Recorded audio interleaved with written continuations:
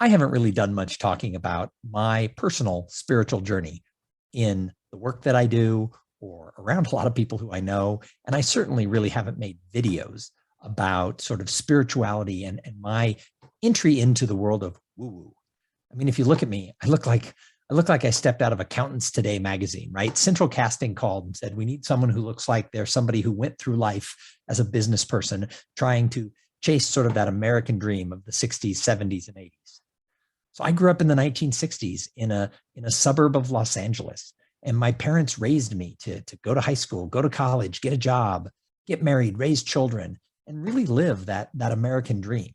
There wasn't a lot of spirituality, new age material, or anything woo-woo in the way that I was raised. And I don't fault my parents for that. They were the products of their generation and how they were raised. But as I've gotten older, I've discovered that there's more to this whole world. There's more to how humans are connected than a lot of us can see. Now, I haven't gone totally woo-woo on you, and I think that in the world we live in, and we live in amazing times. There's more information at our fingertips than any other time in all of human history. But I think that we have to be careful because there's also a lot of pseudoscience and a lot of charlatans and a lot of people feeding bullshit out there. And I think we have to be conscious of that as we go on a spiritual journey. And so for me, this is sort of spirituality for beginners. I'm trying to find my way. When I turned 50, I made this pledge that I was going to make age 50 to 75 the best years of my life. And part of that is I had to open my mind. I had to explore and look at things from different ways. And part of what I've come into is this whole feeling that there is some sort of a vibe. There is some sort of a force out there that brings all of us together. Now, again, I will tell you that my spiritual journey is one that goes very slowly because I'm very cautious about what I read and who I talk to and who I listen to. However, I have found in my own version of spirituality for beginners, I have found that there's a lot of good information out there too. And a lot of it is you just have to follow your heart. You have to follow your soul. And I don't think that, the time is right for everybody to say, I'm going to go and explore. I'm going to go and explore this more spiritual side of the world. But for me, the last few years, it has come along. I started meditating, which is interesting because when I was younger, there were a couple of times where I really tried. I was always drawn to like Eastern religions and sort of this spirituality, and that there was some sort of something bigger within humanity that linked us all together. Don't really know what it is, can't really describe it. Best way I can describe it is I think George Lucas got it right when he talked about in Star Wars, the Force. I think there is a force. I think there is some sort of thing that bonds us all together. And I do think that there is good and evil in the Force.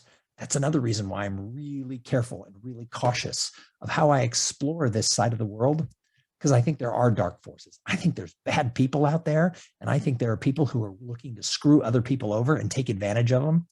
I watch videos on the spirituality, and so many people are like, here, buy my course or sign up for my thing. I want to be a millionaire off of your desire to learn about spirituality. Those people I tend to shy away from because they have an ulterior motive. They're being driven by the dollar. And if you watch them progress, oftentimes these people who are all about spiritual awakening are also about buying Teslas and having jets and flying around the world. That's not the way I look at this journey. I think that if you're really going to connect to people, it's somehow bigger than how do you monetize every single thing that comes along. So my own journey, I'm going to share some of it here on this channel. I'd love it if you'd subscribe. I'm not trying to monetize the channel. I'm not going to get rich off of any of this. And I'm certainly not going to sell you anything. I mean, there's things that I do that in my business world that I would love for people to hire me for, but I don't believe in cashing in on this journey of understanding spirituality, this journey of finding our way as humanity. We live in the most exciting times ever in history.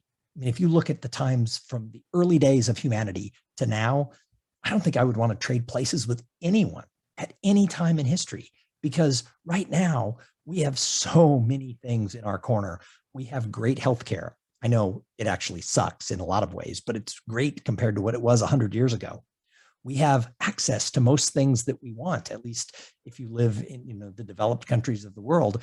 And even with the supply chain issues that are going on, we still have access to most things.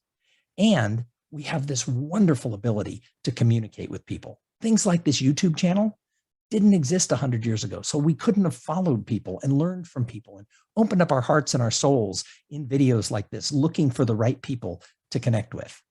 So while my video is not going to be, Thom's spiritual journey into woo-woo-ness, I am going to share more videos like this where I talk about sort of what I'm discovering through meditation and through study.